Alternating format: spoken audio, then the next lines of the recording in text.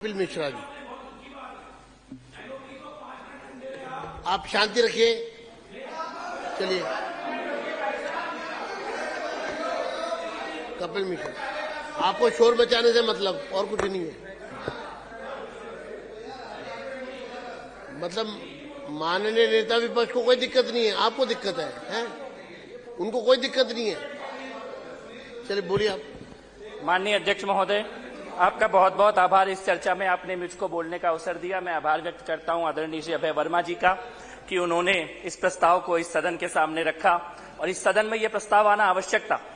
इसी सदन में खास तौर पे आना आवश्यक था क्योंकि इसी सदन में कुछ समय पहले तक ऐसे पापी और भ्रष्टाचारी बैठे थे जो यहीं से खड़े होकर सेना से सबूत मांगते थे और आज वो इस सदन में क्या दिल्ली से ही भाग गए। इस सदन की पवित्रता के लिए, इस सदन की पवित्रता के लिए यह प्रस्ताव आना आवश्यक था।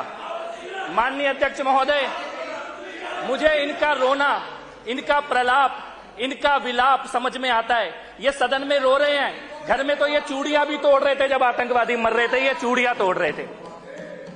जब जब आतंकवादी मरता है कोई आपिया रोता है, जब जब जिहादी मरता है कोई आपिया रोता है। ये केजरीवाल गैंग है, यहां पे तुम्हारे बस आंसू नहीं आ रहे, तुम्हारा बस चले तो तुम कुर्ता फाड़ के रोगे क्योंकि आतंकवादी मरे हैं। मैं ये कहना चाहता हूं, धर्म पूछ के मारा था ना, नाम पूछ के। जिन्होंने नाम पूछ के मारा था आज उनका कोई नाम लेने वाला जिंदा नहीं बचा जिन्होंने नाम पूछ के मारा था। ये भारत की सेना का पराक्रम है। कुछ तथ्य मैं इस सदन में रखना चाहता हूं ऑपरेशन सिंदूर के बारे में। ऑपरेशन सिंदूर पहला भारत की सेना का ऐसा ऑपरेशन है जिसमें आतंकवादी घटना के बाद भारत की सेना ने इंटरनेशनल बॉर्डर क्रॉस करके आतंकवादियों को मारा है। यह पहला हुआ है, इससे पहले कभी नहीं हुआ आतंकवादी घटना के बाद। इससे पहले सर्जिकल स्ट्राइक हुई थी। जब सर्जिकल स्ट्राइक पहली हुई तो ये पहले सबूत दो, सबूत सबूत। अब की बार सेना कैमरा लेके गई थी, तुम्हारे लिए गई थी, सारे सबूत लेके गई कि भैया इतने मारे हैं और जनाजे सबने देखे।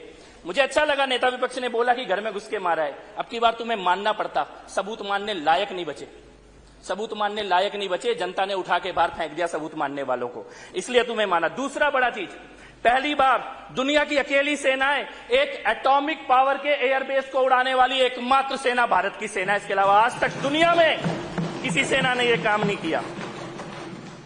लेकिन आपने मान लिया घर में घुस के मारे, आपने मान लिया आतंकवादी मरे हैं, आपने मान लिया जनाजे निकले हैं। सेना तो यही थी ना हमेशा से, यही सेना थी, यही रॉ थी, यही खुफिया एजेंसी थी, यही एयरफोर्स थी, यही नेवी थी, यही आर्मी थी। 26/11 के बाद क्यों नहीं हुआ? डोजियर जाते थे, अभी ब्रह्मोस जाती है। क्यों नहीं हुआ? मैं पूछता हूं क्यों नहीं हुआ? आपको सवाल जवाब समझ में आएगा क्यों नहीं हुआ। क्योंकि गद्दी पे मोदी नहीं बैठा था, तब इसलिए नहीं होता था। अब क्या हुआ? अब क्या हुआ? एक भी आतंकवादी हमला होता है तो पाकिस्तान को यह पता होता है। और इस बार तो वो आतंकवादी मारे गए जिन्होंने यूएसए और इजराइल के अटैक में हिस्सा लिया, वो भी मारे गए। इसीलिए मैं ये कहना चाहता हूं कि आपको राष्ट्रीय नेतृत्व की जो भूमिका होती है, आज आप पूछ रहे हैं कि सीज फायर क्यों हो गया, पीओके आ जाता। अरे ये तुम पूछ ही इसलिए रहे हो पीओके आने के बारे में। 2014 से पहले कोई नहीं बोलता था, मोदी के आने के बाद लगता है कि यह भी संभव है कि पीओके आ जाएगा। ये सवाल ही नहीं पैदा होता था। सेना पर आज वो गिलगिस्तान, बल्चिस्तान, सारी अखंड भारत की जो बातें की जा रही है, की इसीलिए जा रही है गद्दी पे मोदी बैठा है।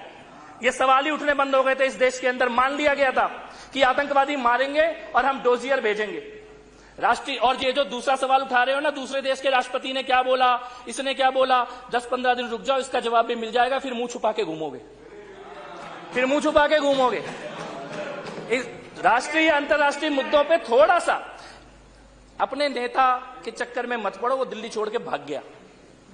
गंभीरता से बात करो, गंभीरता से। मैं आपको ये कहना चाहता हूं और मैं फिर से इसके बाद ये कहना चाहता हूं,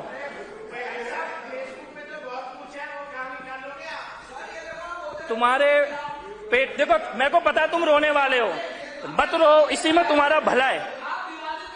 मैं इस सदन में चेयर से बात करिए प्लीज, शांत रहिए, आप शांत रहिए जी। अध्यक्ष महोदय, मेरे को मालूम है, मैंने अपनी बात की शुरुआत में ही कहा था कि अब रोए कि तब रोए। इस सदन के अंदर सेना के पराक्रम की चर्चा हो, राष्ट्रीय नेतृत्व के, प्रधानमंत्री मोदी के निर्णय लेने की चर्चा हो। इनको फोन आ रहे हैं ऊपर से पंजाब से कि रो, कुर्ता फाड़ो, चिल्लाओ, रो, कुर्ता, इनको सबको फोन आ रहे हैं। पंजाब से फोन आ रहे हैं, वो बैठे हैं इनके कि भाई रो क्यों नहीं रहे, सदन में चर्चा हो कैसे रही है, सेना के नारे कैसे लग रहे हैं। लेकिन तुम्हें पता है कि बाहर निकल के दिल्ली की जनता छोड़ेगी नहीं, सो तुम्हें नारे लगाने पड़ रहे हैं। ये मजबूरी में नारे लगा रहे हो तुम, ये नारे तुम्हारी नियति नहीं है। मैं फिर से अध्यक्ष महोदय, आप अपनी बात जाने थोड़ा जल्दी महोदय, करिए। मैं ये कहना चाहता हूं पुनः इस प्रस्ताव आप के बैठिए। समर्थन में अजय जी, मैं अनिल जी फिर से प्लीज। अपनी बात को अध्यक्ष कोई महोदय, नहीं, चलिए आप बोलिए। अध्यक्ष महोदय, अपनी बात को समाप्त करने से पहले मैं ये कहना चाहता हूं, मैं अपनी बात को समाप्त करते हुए केवल इतना ही कहना चाहता हूं, मैं केवल इतना ही कहना चाहता हूं अपनी बात को समाप्त करते हुए कि ये सदन इस प्रस्ताव का समर्थन करता है, सेना के शौर्य को और पराक्रम को और यश को नमन करता है, प्रधानमंत्री जी के और राष्ट्रीय नेतृत्व के निर्णय लेने की और दूरदृष्टि की संकल्प का अभिनंदन करता है। और मैं ये भी कहना चाहता हूं, भाई तू तो मत बोल, तू तो मत बोल। बैठिए, चलिए मैं बोलूं माननीय भैया, मंत्री जी। छाछ बोले तो बोले, छलनी भी बोले, कॉन्क्लूड करिए। छाछ बोले तो बोले, छलनी भी बोले, जिसमें हजारों छेद। चलिए अपने छेद गिन ले भाई।